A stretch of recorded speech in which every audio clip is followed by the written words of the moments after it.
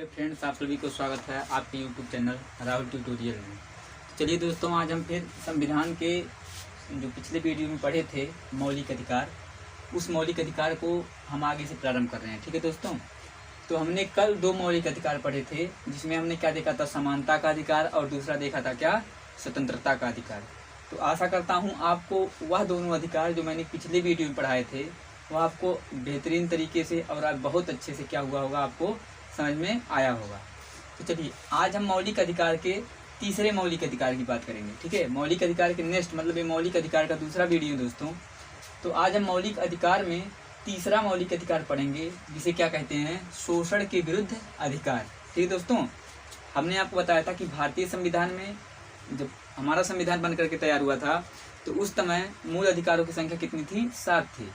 लेकिन 44वें संविधान संशोधन 1978 के द्वारा क्या किया गया, संपत्ति के अधिकार को मूल अधिकार की श्रेणी से क्या कर दिया गया, हटा दिया गया, तथा अनुच्छेद 301 के तहत उसे एक कानूनी अधिकार की श्रेणी में क्या कर दिया गया, जोड़ दिया गया।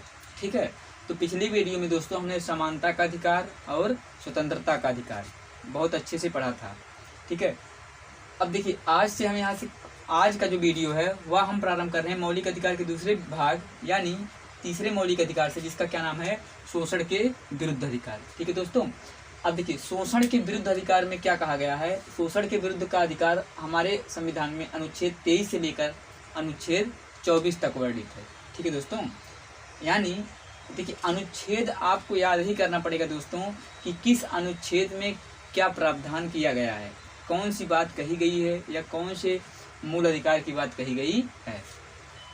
तो देखिए दोस्तों, शोषण के जो विरुद्ध अधिकार हैं यह दो अनुच्छेदों में है, अनुच्छेद 23 और अनुच्छेद 24। अब देखिए, अब शोषण के विरुद्ध अधिकार से तात्पर्य क्या दोस्तों, यदि कोई आपके साथ अमानवीय शोषण कर रहा है, यानी आपके किसी भी अधिकार का क्या कर रहा है, हनन कर रहा है, आपके साथ कोई भी शोषण कर रहा है, कोई दुराचार कर रहा है या आपकी कोई अवहेलना कर रहा है, तो आपको उसके विरुद्ध भारतीय संविधान में क्या दिया गया है, अधिकार दिया गया है। इसे हम क्या कहते हैं, शोषण के विरुद्ध अधिकार कहते हैं। तो इसके तहत देखिए, सबसे पहला क्या है, अनुच्छेद 23। देखिए दोस्तों, अनुच्छेद 23 में क्या कहा गया है, मानव व्यापार, बालात श्रम और मधुआ मजदूरी पर क्या लगाया गया है, रोक लगाया गया है। ठीक है, मानव व्यापार दोस्तों क्या होता है, यानी किसी व्यक्ति को बहला फुसला कर ले जाकर उसे क्या करना, बेच देना।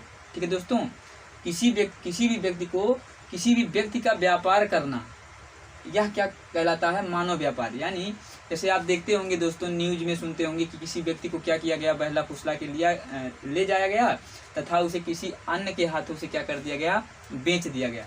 तो देखिए, मानव का व्यापार ना हो, इसके लिए हमारे संविधान में मौलिक अधिकार में अनुच्छेद 23 में मानव व्यापार पर क्या लगाया गया है, रोक लगाया गया है। ठीक है दोस्तों, अब देखिए, बालात श्रम मतलब क्या होता है दोस्तों, यानी हमें किसी भी खाद्यान्न या फैक्ट्री में बच्चों से क्या करना है, कार्य नहीं करवाना है। देखिए, और बालात श्रम का मतलब क्या होता है, जबरदस्ती। देखिए, बल के आश्रित पे श्रम। ठीक है, देखिए, बल के जोर पर जो हमें श्रम नहीं करवाना है। बालात श्रम का मतलब क्या होता है दोस्तों, देखिए, पहले क्या होते थे, जैसे देखिए, मान लीजिए कोई वर्कर किसी फैक्ट्री में कार्य कर रहा है। ठीक है, कोई भी वर्कर जो किसी फैक्ट्री में कार्य कर रहा है, अब मान लीजिए उसका काम 8 बजे क्या होता है, समाप्त होता है। मान लीजिए सुबह वह 9 बजे ड्यूटी पर गया और उसका कार्य क्या हो रहा है, 8 बजे समाप्त हो रहा है। अब उसकी इच्छा क्या है, काम करने की नहीं है, तो आप उस व्यक्ति को बल के जोर पर कोई भी कार्य नहीं करा सकते हैं। अर्थात बालात मतलब बल के द्वारा या प्रेशर करके, मार पीट के भी किसी भी व्यक्ति को काम करने पर बाध्य नहीं किया जाएगा। इसका भी वर्णन किसके तहत किया गया है, अनुच्छेद 23 के तहत। अगला आता है दोस्तों क्या, बधुआ मजदूरी। बधुआ मजदूरी का आप बहुत अच्छे तरीके से जानते होंगे। देखिए, बधुआ मजदूरी क्या है, जैसे दोस्तों क्या होता था, जैसे पहले क्या थे, जमींदार होते थे, तो वे जमींदार जो होते थे वे किसानों को क्या देते थे, कर्ज दे देते थे। ठीक है, अब देखिए, कर्ज दे देते थे, उसके बाद अब जितना कर्ज किसान लिया होता था, अब किसी अकाल के कारण या वर्षा नहीं हुई या कुछ भी ऐसी स्थिति आ जाती थी जिससे उस किसान के पास क्या नहीं हो पाता था, ब्याज को भरने के लिए, यानी मूलधन या ब्याज को भरने के लिए उसके पास रुपए उपलब्ध नहीं हो पाते थे, पैसे उपलब्ध नहीं हो पाते थे, तो क्या करता था वह जमींदार उस किसान को या उस मजदूर को अपने यहाँ क्या कर लेता था, तब तक के लिए रख लेता था, तब तक काम करवाता था जब तक कि दिया गया पैसा समाप्त नहीं हो जाता था। यानी दिया गया जो पैसा होता था वह पट नहीं जाता था, अर्थात उसका भरपाई नहीं कर देता था। तो ऐसे मजदूरी को ही क्या कहते हैं हम, बंधुआ मजदूरी। तो भारतीय संविधान में यह कहा गया है कि दोस्तों कि किसी को भी बंधुआ मजदूर बनाकर नहीं रखा जा सकता है। ठीक है दोस्तों, तो आपने अनुच्छेद 23 में क्या देखा, अनुच्छेद 23 में मानव व्यापार यानी किसी भी व्यक्ति का व्यापार नहीं किया जाएगा। बालात श्रम, बल के द्वारा, प्रेशर के द्वारा किसी से हम कार्य नहीं करा सकते हैं। बंधुआ मजदूरी इस तात्पर्य क्या दोस्तों, यानी किसी भी व्यक्ति को लंबे समय तक या एक निश्चित समय तक मजदूर बनाकर नहीं रखा जा सकता है। यह किस अनुच्छेद के तहत है, अनुच्छेद 23 के तहत। किस अधिकार के तहत, तो शोषण के विरुद्ध। यहाँ पर देखिए दोस्तों, अगर आप मानव का व्यापार कर रहे हैं तब भी आप शोषण कर रहे हैं। किसी भी व्यक्ति को बल के ऊपर काम करा रहे हैं, अपने मतलब बल का प्रयोग करके काम ले रहे हैं, तो ये भी क्या है, उस व्यक्ति का शोषण कर रहे हैं। या आप किसी व्यक्ति को एक निश्चित अवधि के लिए क्या बना लिए हैं, मजदूर बना लिए हैं, तब भी आप उस व्यक्ति के साथ क्या कर रहे हैं, शोषण कर रहे हैं। इस शोषण से बचने के लिए हमारे संविधान में एक मौलिक अधिकार जोड़ दिया गया, जिसे क्या कहते हैं हम, शोषण के विरुद्ध अधिकार। और यह इसमें किसका वर्णन है, यह जो चीजें हैं किस अनुच्छेद में है, अनुच्छेद 23 में। ठीक है दोस्तों, अब आती है क्या, अनुच्छेद 24। देखिए अनुच्छेद 24 में क्या कहा गया दोस्तों, 14 वर्ष से कम उम्र के बच्चों को, देखिए 14 मतलब ऐसे बालक या ऐसे व्यक्ति जिसकी उम्र क्या है, 14 वर्ष से कम है, उसको किसी खादान या किसी फैक्ट्री में श्रम करने पर क्या लगाई गई है, रोक लगाई गई है। देखिए इसका मतलब क्या दोस्तों, यदि कोई भी ऐसा बालक है जिसका उम्र, जिसकी आयु 14 वर्ष पूरी नहीं हुई है, तो ऐसे बालक से किसी भी खादान मतलब खान जो होता है दोस्तों, जहाँ पर कोयला वैला निकलता है या कोई और काम होता है, या किसी फैक्ट्री माने जहाँ पर कुछ बनते हैं, जैसे कालीन होता है या कंबल बनते हैं या कहीं मिठाइयाँ बनती हैं, ऐसे फैक्ट्री में श्रम करने पर क्या लगाया गया है, रोक लगाया गया है। यानी कोई भी दुकानदार या खादान या कोई फैक्ट्री मालिक 14 वर्ष से कम उम्र के बच्चों को कम उम्र के बच्चों से क्या कर सकता है, श्रम नहीं करवा सकता है। इस पर भी रोक लगाया गया है मौलिक अधिकार के, किस अधिकार के तहत, शोषण के विरुद्ध अधिकार। और किस अनुच्छेद में, अनुच्छेद 24। तो दोस्तों देखिए, शोषण के विरुद्ध अधिकार को हमने 2 अनुच्छेदों में पढ़ा, अनुच्छेद 23 और अनुच्छेद 24। अनुच्छेद 23 में पढ़ा कि मानव व्यापार, बालात श्रम तथा बंधुआ मजदूरी हम किसी भी व्यक्ति से नहीं करवा सकते हैं। जबकि अनुच्छेद 24 में क्या पढ़े, देखिए यहाँ पर आया 24 और यहाँ आया क्या, 14। इसको कोरिलेट कर लेंगे दोस्तों, यहाँ पर 24 आया, यहाँ पर 14, यानी 10 क्या कर दिया गया, माइनस कर दिया गया है। तो देखिए क्या कहा गया है कि 14 वर्ष से कम उम्र के बच्चों से किसी भी खादान, किसी भी फैक्ट्री, किसी भी दुकान पर श्रम करने पर क्या लगाई गई है, हमारे भारतीय संविधान द्वारा रोक लगाई गई है। ठीक है, यदि किसी भी बालक से जिसकी उम्र 14 वर्ष से कम है कोई भी व्यक्ति श्रम लेता है, तो वह क्या होता है, संविधान के नियमों का क्या करता है, उल्लंघन करता है, और उसे कानून सजा दे सकती है। ठीक है दोस्तों, अब देखिए हम चौथे मौलिक अधिकार पे पहुंचते हैं, जिसका क्या नाम है, धार्मिक स्वतंत्रता का अधिकार। देखिए दोस्तों, शोषण के विरुद्ध अधिकार कहाँ से खत्म हुआ, 23 और 24 में था। अब देखिए जो धार्मिक स्वतंत्रता का अधिकार है या दोस्तों कहाँ से प्रारंभ होता है, 25 से प्रारंभ होकर अनुच्छेद 28 तक जाता है। ठीक है दोस्तों, यानी अगर आपसे पूछ लिया जाए कि धार्मिक स्वतंत्रता का जो अधिकार है वह किस अनुच्छेद के तहत है, तो अनुच्छेद 25 से प्रारंभ होकर अनुच्छेद 28 तक है। अब देखिए धार्मिक स्वतंत्रता से क्या तात्पर्य है दोस्तों, इसको हम विभिन्न प्रकार, इसके चारों अनुच्छेद को यानी 25, 26, 27 और 28 को पढ़ेंगे, तब धार्मिक स्वतंत्रता के अधिकार को हम बेहतर समझ पाएंगे। ठीक है, तो चलिए अब देखिए अनुच्छेद 25 की बात की जाती है। किसकी बात की जाती है दोस्तों, अनुच्छेद 25। इसमें कहा गया है धर्म अंतर्ग्रहण एवं प्रचार की स्वतंत्रता। देखिए क्या कहा गया दोस्तों, इसमें कहा गया है कि आप, पहली बात तो देखिए भारतीय संविधान की प्रस्तावना में हमने आपको पढ़ाया था कि जो भारत है, भारत देश है, भारत देश का कोई भी धर्म नहीं है, भारत देश का कोई भी धर्म नहीं है। भारत एक क्या है, पंथ निरपेक्ष देश है या पंथ निरपेक्ष राज्य है या पंथ निरपेक्ष राष्ट्र है। लेकिन यहाँ पर धार्मिक स्वतंत्रता का तात्पर्य होता है दोस्तों कि धर्म किसी पार्टिकुलर व्यक्ति का होता है, ना कि पूरे देश का होता है। तो कोई भी व्यक्ति किसी भी धर्म को क्या कर सकता है, अंतर्ग्रहण कर सकता है। अंतर्ग्रहण मतलब दोस्तों, यदि कोई भी व्यक्ति है वह किसी भी धर्म को क्या कर सकता है, अपने अंतर आत्मा में मान सकता है, यानी उसके प्रति अगर उसकी भावना है तो वह उस धर्म को क्या कर सकता है, ग्रहण कर सकता है, या उसके विचारों को भी अपने अंदर अपने अंतरात्मा में क्या कर सकता है, ग्रहण कर सकता है। एवं प्रचार की स्वतंत्रता, एवं किसी स्वतंत्रता प्रचार, कोई भी व्यक्ति चाहे जिस धर्म का हो, चाहे वह हिंदू हो, चाहे वह मुस्लिम हो, चाहे वह सिख हो और चाहे वह ईसाई हो, हर एक व्यक्ति को अपने धर्म की प्रचार प्रसार करने की क्या है, स्वतंत्रता दी गई है। किसके तहत, हमारे मौलिक अधिकार के तहत। कहाँ, हमारे भारतीय संविधान में। एक बात याद रखिएगा दोस्तों कि जो धर्म है वह पूरे राष्ट्र का नहीं है, बल्कि इसका एक पार्टिकुलर व्यक्ति का है। कोई भी व्यक्ति अपने धर्म को क्या कर सकता है, प्रचार प्रसार कर सकता है। या कोई भी व्यक्ति, जैसे मान लीजिए मैं ही हिंदू हूँ या मैं ही मुसलमान हूँ, कुछ भी हूँ, अगर मेरे अंदर क्या है कि मैं ईसाई के विचारों से क्या हूँ, ईसाई धर्म के विचारों से क्या हूँ, प्रभावित हूँ, तो मैं ईसाई धर्म के विचारों को अपने क्या कर सकता हूँ, अंतरात्मा में क्या कर सकता हूँ, जगह दे सकता हूँ। इस पर कोई भी रोक नहीं लगाया गया, किसके द्वारा, हमारे भारतीय संविधान के तहत। तो क्या कहा गया दोस्तों अनुच्छेद 25 में, कोई भी व्यक्ति हो, किसी भी धर्म को हो, वह किसी भी धर्म के विचारों को या किसी भी धर्म को क्या कर सकता है, अंतर्ग्रहण कर सकता है। एवं कोई भी व्यक्ति अपने धर्म की प्रचार एवं प्रसार कर सकता है।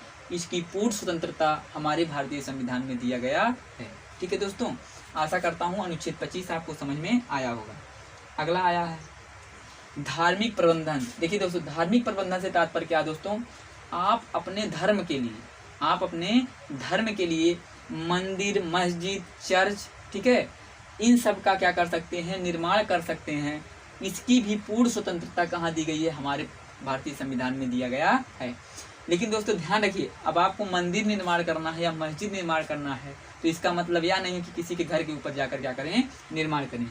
जो क्या हो, जो वैध हो, उसी तरीके से आप चाहे जितने मस्जिद का निर्माण कर सकते हैं, चाहे जितने मंदिर का निर्माण सकते हैं। इस पर भी कोई भी रोक हमारे भारतीय संविधान के द्वारा नहीं लगाई गई है, बल्कि इसे भी पूर्ण स्वतंत्रता दी गई है। ठीक है दोस्तों, तो आशा करता हूँ आपको यह भी समझ में आया होगा कि धार्मिक प्रबंधन से तात्पर्य क्या है दोस्तों, कोई भी व्यक्ति किसी भी धर्म का हो, वह अपने धर्म के मंदिर, मस्जिद का क्या कर सकता है, वैध तरीके से निर्माण करवा सकता है। इसकी स्वतंत्रता हमारे भारतीय संविधान के अनुच्छेद 26 में क्या है, वर्णित है। ठीक है दोस्तों, अब देखिए धार्मिक कार्यों को टैक्स फ्री की स्वतंत्रता, टैक्स फ्री की स्वतंत्रता, ठीक है, की स्वतंत्रता। इससे तात्पर्य क्या है दोस्तों, देखिए टैक्स फ्री का मतलब क्या है, कोई भी धार्मिक कार्य आप करेंगे, जैसे देखिए मंदिर ही होते हैं, क्या होते हैं, वे क्या होते हैं, टैक्स फ्री होते हैं। यानी वहाँ पर जितने भी पैसे का लेन देन होता है उस पर गवर्नमेंट के द्वारा क्या लिया जाता है, टैक्स नहीं लिया जाता है। ध्यान दीजिए दोस्तों, किसी भी धार्मिक कार्य को करने के लिए गवर्नमेंट उसमें हो रहे लेन देन पर कोई भी टैक्स नहीं लगाती है। हाँ देखिए, जैसे बड़े बड़े जो मंदिर हैं वहाँ पर क्या लगा देती है, टिकट लगा देती है गवर्नमेंट, ठीक है, वहाँ पर क्या कर सकती है गवर्नमेंट, टिकट लगा सकती है। लेकिन उसमें उस मंदिर में हो रहे धार्मिक कार्यों में जो लेन देन की बात होती है उसमें उससे कोई भी टैक्स हमारी गवर्नमेंट नहीं लेती है। तो इसकी भी स्वतंत्रता दी गई है, किसके तहत, हमारे भारतीय संविधान के अनुच्छेद 27 के तहत। ठीक है दोस्तों, अब देखिए क्या कहा गया है, सरकारी पाठशाला में धार्मिक शिक्षा न देना, उपासना की स्वतंत्रता। देखिए इसमें क्या कहा गया दोस्तों, कोई भी व्यक्ति है वह किसी भी धर्म की क्या कर सकता है, उपासना कर सकता है। उपासना का मतलब क्या कर सकता है, उसके विचारों को मान सकता है। जैसे आप देखिए व्रत रखा जाता है, इसे फास्ट कहते हैं, ठीक है, उसकी भी स्वतंत्रता हमारे भारतीय संविधान में दी गई है। यानी इस पर भी कोई पाबंदी, आपके इस अधिकार पर भी कोई पाबंदी कोई भी व्यक्ति नहीं लगा सकता है। तो क्या दोस्तों, अब देखिए कहा गया सरकारी पाठशाला, यानी कोई भी ऐसा विद्यालय है जिसका खर्च गवर्नमेंट उठा रही है, सरकारी निकाय उठा रही है, उस पाठशाले में या उस निकाय में हम कोई भी धार्मिक शिक्षा नहीं दे सकते हैं। ठीक है दोस्तों, देखिए अब यहाँ पर आ जाता है कभी कभी जो प्रार्थना होता है वह संस्कृत में श्लोक करवाए जाते हैं। संस्कृत का तात्पर्य दोस्तों ये नहीं कि यहाँ पर धर्म जोड़ा गया है। संस्कृत जो भाषा होती है उसका तात्पर्य यह है कि वह हमारे संस्कृत से जुड़ी है। ठीक है दोस्तों, ना कि किसी धर्म से। ठीक है दोस्तों, तो यानी किसी सरकारी निकाय में आप धार्मिक शिक्षा नहीं दे सकते हैं, या आप किसी उपासना को, किसी फास्ट को, किसी व्रत को मानने के लिए क्या है, पूर्ण रूप से क्या है, स्वतंत्र हैं। तो आपने चार, देखिए जो हमारे मौलिक अधिकार 4वां था यानी धार्मिक स्वतंत्रता का अधिकार, यह 25 से 28 तक था। इसमें आपने क्या देखा, धर्म अंतर्ग्रहण एवं प्रचार प्रसार की क्या है, स्वतंत्रता है। ठीक है, यानी आप किसी भी धर्म को क्या कर सकते हैं, ग्रहण कर सकते हैं। किसी भी धर्म का आप क्या कर सकते हैं, प्रचार एवं प्रसार कर सकते हैं।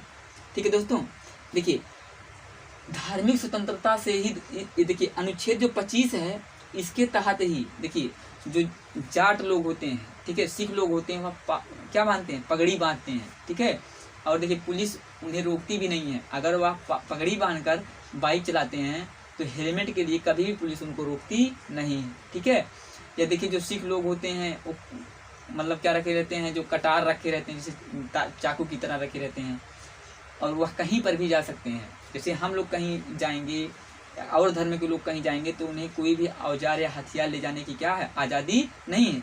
जबकि धार्मिक स्वतंत्रता के कारण ही उन्हें क्या है, यह आज़ादी मिली है कि वह कहीं पर भी अपने क्या ले जा सकते हैं, कटार को ले जा सकते हैं। धार्मिक प्रबंधन दोस्तों क्या है, आप किसी भी धर्म के हो, चाहे वह आप हिंदू हो, मुस्लिम हो, सिख हो, ईसाई हैं, वह वैध तरीके से मंदिर मस्जिद की क्या कर सकते हैं, प्रबंध कर सकते हैं। ठीक है, या वहाँ पर होने वाले किसी भी धार्मिक अनुष्ठान का क्या कर सकते हैं, प्रबंध कर सकते हैं। धार्मिक कार्यों को टैक्स फ्री की स्वतंत्रता, यानी कोई भी धार्मिक कार्य दोस्तों, कोई भी धार्मिक कार्य है उसको अगर यदि आप करते हैं तो उसमें होने वाले लेन देन पर गवर्नमेंट कोई भी टैक्स नहीं लेगी। अनुच्छेद 28 में क्या कहा गया है, सरकारी पाठशाला में, यानी ऐसे निकाय जो सरकार द्वारा क्या किए जा रहे हैं, संचालित किए जा रहे हैं, उस निकाय में आप किसी धर्म की विशेष की शिक्षा नहीं दे सकते हैं, और आपको किसी भी धर्म के उपासना मानने की क्या दी गई है, स्वतंत्रता हमारे भारतीय संविधान में दी गई है। ठीक है दोस्तों, तो यहाँ हमने भारतीय संविधान के 4 मौलिक अधिकार को कंप्लीट किए। कौन कौन, समानता का अधिकार, अगला धार्मिक देखिए स्वतंत्रता का अधिकार, फिर क्या पढ़े, शोषण के विरुद्ध अधिकार। शोषण के विरुद्ध के अधिकार के तहत हमने 2 अनुच्छेद पढ़ा, अनुच्छेद 23 और अनुच्छेद 24। ठीक है दोस्तों, देखिए यह प्रश्न कई बार पेपर में पूछा गया है। ठीक है, कि 14 वर्ष से कम उम्र के बच्चों को किसी फैक्ट्री या किसी कारखाने या किसी खदान में श्रम करने पर रोक है, किस अनुच्छेद में वर्णित है, अनुच्छेद 24 में। ठीक है दोस्तों, उसके बाद हमने पढ़ा धार्मिक स्वतंत्रता का अधिकार, जो अनुच्छेद 25 से लेकर के क्या है, अनुच्छेद 28 तक है। ठीक है, अब 25 से लेकर 28 तक हमने अनुच्छेद भी देख ली। ठीक है, कि किस प्रकार क्या है, किसी भी धर्म को क्या कर सकते हैं, आप अंतर्ग्रहण कर सकते हैं, उसके प्रचार और प्रसार भी कर सकते हैं। ठीक है, देखिए धर्मांतर ग्रहण के तहत ही दोस्तों देखिए जो मुस्लिम समुदाय के जो स्त्रियां होती हैं वह क्या पहनती हैं, बुर्का पहनती हैं। ठीक है, आप जानते ही होंगे, उस पर कोई भी पाबंदी नहीं लगी है। या जो कि जो हिंदू संप्रदाय की महिलाएं होती हैं वह सिंदूर का प्रयोग करती हैं। ठीक है, तो धार्मिक स्वतंत्रता के ही तहत दोस्तों इस पर यह अधिकार आपसे कोई छीन नहीं सकता है, क्योंकि यह आपका क्या है, एक मौलिक अधिकार है। ठीक है दोस्तों।